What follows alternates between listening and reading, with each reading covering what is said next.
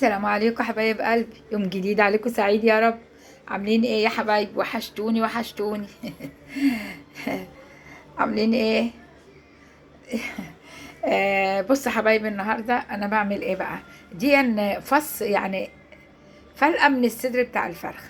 انا كنت جايبه فرخه كبيره يعني 2 كيلو و700 جرام. فطلعت الصدور لوحدها والوراك لوحدها، عاملها شيش طاووق. دون صدر من الفرخه، انا قطعته صوابع كده. ماشي يا حبايبي.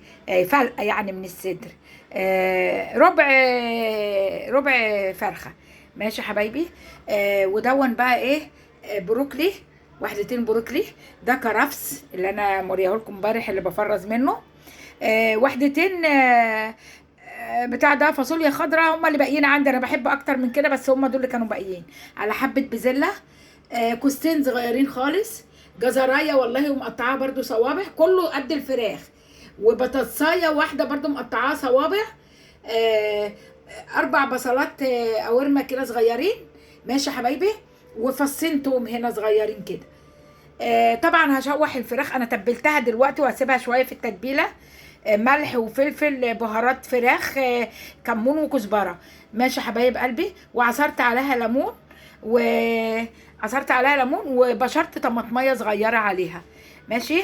ده هسيبها شويه كده في التتبيله دي، وتوم بودره وبصل بودره على فكره. توم بودره وبصل بودره وجنزبيل. جنزبيل بودره مش فريش، المره دي مش حاطه فريش، حاطه بودره، كله بودره على الفراخ. عشان هديها صدمه الاول وبعديها هركنها على جنب في الصينيه. هعملهم كلهم في صينيه واحده. وادي الفراخ بقى الخضار ده صدمه كده. هعمل خضار كده زي السوتيه بس هو مش هيبقى سوتيه مع الفراخ. ماشي يا حبايب قلبي. ومع الفاصوليا حبه بزله صغيرين.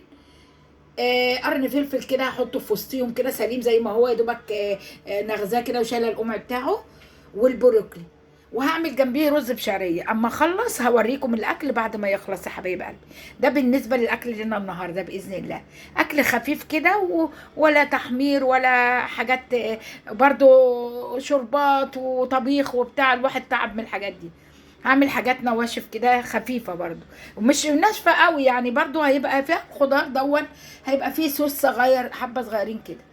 ماشي يا حبايبي. انا بحب البصل كتير، يعني البصل رفيع في السوق كتير. فانا بحب احطه في الاكل. ماشي يا حبايب قلبي، وحشتوني وحشتوني وحشتوني. لا اله الا الله، سلام عليكم.